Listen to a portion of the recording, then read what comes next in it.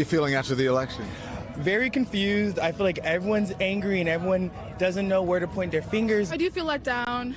Am I surprised? No. In 2016, I wasn't surprised because I grew up on the extreme right or like in those circles. So I wasn't surprised at the time at the number of people who were voting for Trump then. But I was hoping that we had learned more. Women are not one-dimensional. Men are not one-dimensional. And so if you're upset about abortion, great. If that's your prime issue, then go live in a state that's pro-choice. I think it's easy for you to say as a man. Well, dude, it's easy for me to say about a lot of things. Sure, I'm not a woman. That's why I don't opine on abortion.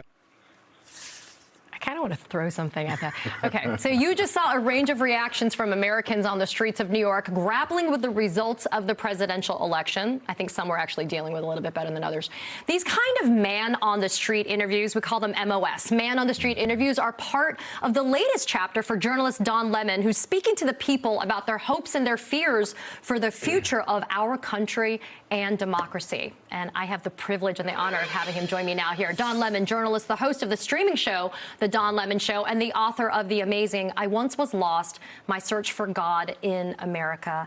Don Lemon, thank you for being here. Number one, we're going to get to why you're in Miami. I'm a huge fan, by the way. Well, a huge fan, it is Katie, mutual. You know, so Don, I love those MOS, the man-on-the-street interviews, and I do think that we'll call it mainstream media, that we were kind of remiss maybe and not really getting onto the street like you did to talk to people before the election about what they were really focusing on. Mm-hmm. But it doesn't mean that we didn't listen, right? Yeah. And it doesn't mean that we weren't paying attention. So talk about, though, how effective it was to just go and walk up to strangers on the street of different backgrounds, colors, genders, and just say, what's on your mind? Like, what's important to you? Yeah. So I've been watching and listening, to folks talk about the polls, right? The poll is saying, the polls are saying, right? And watching a lot of people who are in the studio, in their jackets and ties and dressed up with lots of hair and makeup, talk about what was important to the American people. And I said, what I'm not hearing from is actually the American people. And so, as you know, when we start out as journalists, we have to all go do the man on the street interviews. But I love those things. And it goes from the man on the street interviews, like, when you're a young journalist, to the man on the street interviews when you become a war correspondent or whatever. It's all man on the street, right? It's all just getting sort of eyewitnesses. And so I wanted to go to the people who were eyewitnesses to America, and that is America, and that's Main Street. All over the country. And so during just before the Democratic Convention, I got invited to the Democratic Convention. The women there, several women there who were leaders, said, your voice is missing, and we want your voice in this election. I said, well, I don't want to jump on a plane and go to Chicago. I want to get in a car, and I want to go talk to the American people.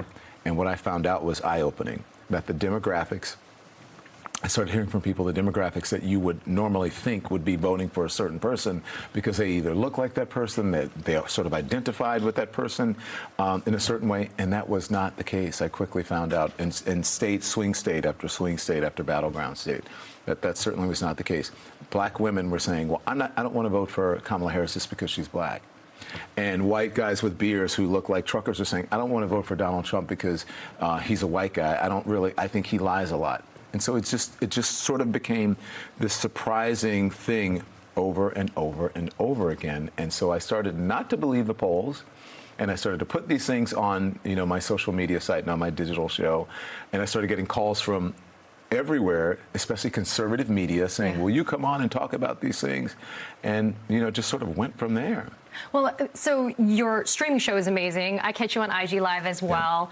You're obviously an accomplished author, but I mean, how important is it then for independent media going into the second Trump presidency, especially, for example, you clearly have left Twitter, you've left Elon Musk, gone to Blue Sky, for example. These are the digital town squares. So not only can people get their information here at the Katie Vang Show, but they can also get it from you and other independent media platforms. How critical is it to make sure that voice is allowed for you and others to be able to disseminate the facts, especially going into this next presidency? Well, it's critical for us to get attention to those of us who are in digital media and may not have the platforms that a Joe Rogan or whatever. But it's critical for us as journalists.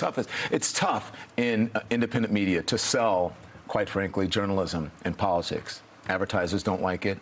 You know what I mean? They're afraid of, Republicans buy cereal or Democrats buy cereal, and they're afraid of it, right? Remember what happened with Bud Light. But I think it's even more critical for people like you who are in corporate media to be able to be allowed to speak the truth, to speak truth to power, even when the folks above you, maybe 1, 2, 3, 4, 5 steps above you, all the way up to the owner of the corporation or the shareholders, when they may not agree with what you're saying, when they may want another narrative out there other than what you as a journalist should be putting out there, it's more important that we pay attention to that rather than, I think, independent media. I think independent media is going to do what they do because we don't have a corporate overlord.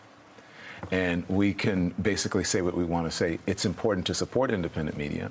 It's important for the folks who are watching here, important for the people who just average everyday Americans to support. But I think it's more important that you, since you still do, in this corporate media game that you still have a big influence. It's a waning influence, I'm going to be honest. We know that this was a streaming election, but still have the big influence that you are able to say what you want to say and what you think is right as a journalist. It is also important, I believe, for journalists who are still in corporate media to get rid of the false equivalency. Just because some things are objectively bad. A lot of what Donald Trump offers, quite frankly, most of what he offers to America is objectively bad. And because you point that out, it doesn't mean you have to point out something that's bad about the other side because you feel that you need to give balance. That's false.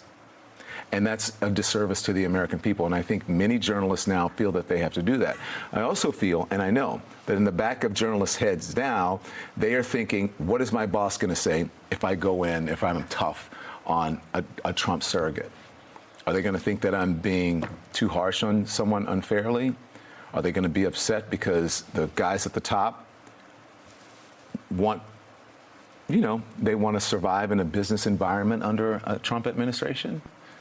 So I think that I believe the problem, if you really want me to tell you, I believe the problem with corporate media now is that there is no wall between the journalists and the folks on the business end.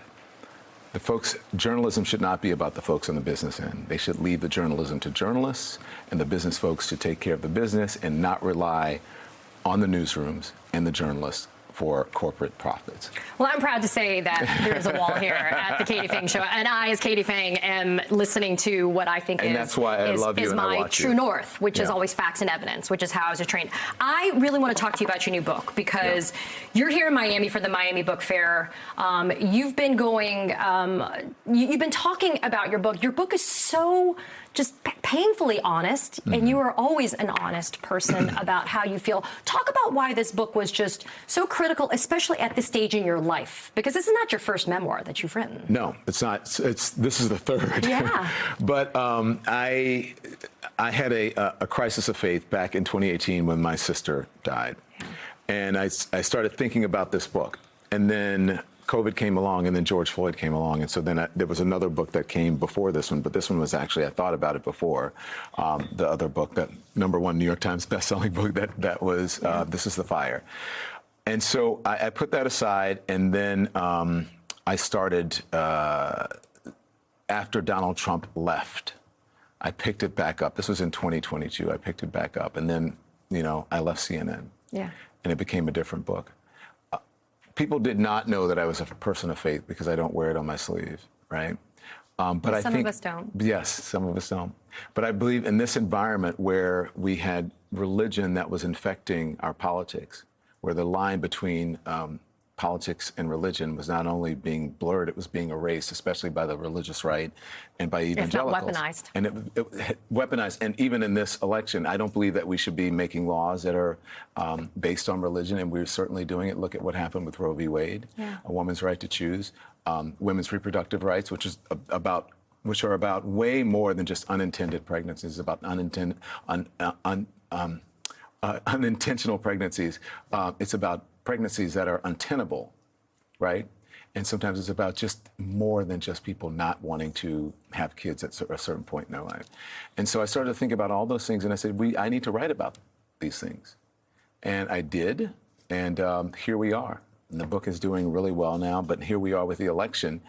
This book was supposed to come out after after the election in November. Yeah. Why did it come out before? The publishers read it and said, people need to go to the polls, but having read this. Yeah. And so I talk about all those issues about a woman's right. I have a friend in there who, in the book, who was in her second trimester and almost died because this is before Roe v. Wade, because she could not get an abortion. I talk about immigrants, the demonization of immigrants in the book. I talk about, the relationship that we have to each other and how that should be based on the best of us, and it's not often. I talk about the difference between perception and reality. A lot of people think what's going on now, there's all of a sudden this harsh reality about where America is, and there's one side who hasn't figured out that, the reality of America. It's a perception of America. There are two different things. And in the end, I think reality will weigh in and will weigh out more than the perception that some folks are less than others, that immigrants should be demonized, that women aren't fit to serve. Chattel. Yeah. That's a perception. That's not a reality. That's not a reality right now. Well, for those of you tuning in, if you are here in Florida, come to the Miami Book Fair and see Don Lemon tomorrow. Is that Yes, right? tomorrow. And then for those of you that aren't, you can go and get Don Lemon's book. I appreciate you being here, Don. Your message is always so clear, and I appreciate you taking the time to join me today. Thank you. And keep doing what you do. You're the best. I appreciate it. Thank you Thanks. so much.